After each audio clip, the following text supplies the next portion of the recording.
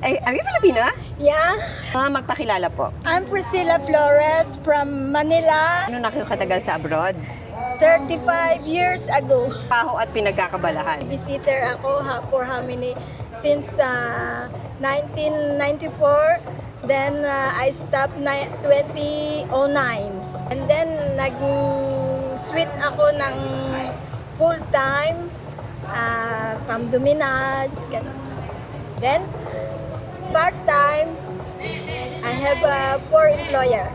Okay, so nagpa-part-time pa kayo ngayon, ma'am. Yeah. Ano po kahirap maging isang ina abroad na malayo sa mga anak? Single mother ako, lumayo ako sa kanila para maibigay ko yung sapat na sustento at sapat na gagamitin nila para sa kanilang habang lumalaki sila at sa kanilang pamumuhay. Hirap mawalay sa mga anak, lalo na wala silang tatay sa Pilipinas. Ako lang ang nagsusuporta sa kanila. Napakahirap. Message na lang po sa ating mga anak na nasa Pilipinas.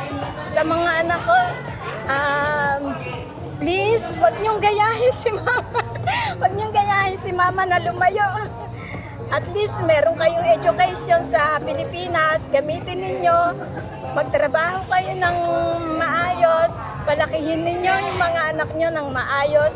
Ang importante ay education, earn a living, and love each other.